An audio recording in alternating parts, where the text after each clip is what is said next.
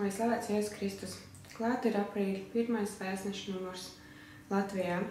Rīgas garīgā semināra rektora priestera Paula Pļaviņa vēstule. Pirmajam kursam seminārs tas ietēr priesteru tērpā. Jauns apustuliskais nuncijs Baltijas valstīs.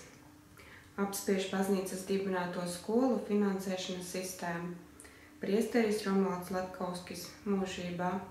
Izglītojuši seminārs par līdzskaitniecību bijušajiem likuma pārkāpējiem. Latvijas bīskapu konferences paziņojums par atturību no gavēņa ēdieniem. Jaunās Rīgas Svētā Antona draudzes dienamam uzlikts tornis. Pāvests runā. Piedošanas svētkos pāvests pirmais dodas pie grēksūdzes. Ieraudzīt ceļu, kas ved no akluma līdz gaismai. Baznīca pasaulē. Dziedošās klostermāsas pārsteidz pasauli. Daudzi katoļu ticīgie pamet Krimu. Astronomija un ticība Dievam. Turpinām publicēt pāvesta Franciska apustulisko pamudinājumu Evangelium Gaudium.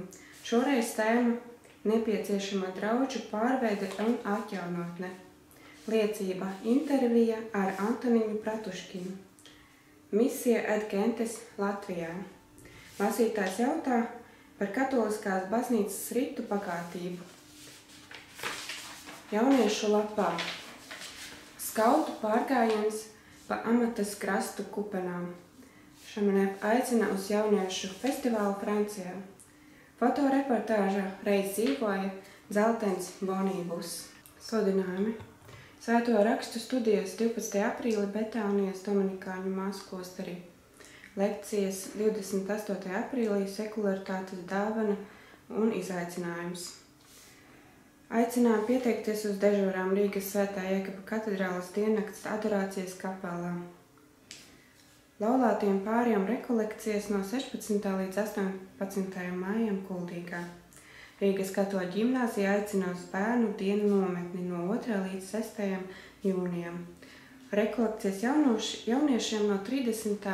aprīļa līdz 4. maijam Morkalnos. Pagaidām viss svētīgi gavēni līdz nākamajam numuram.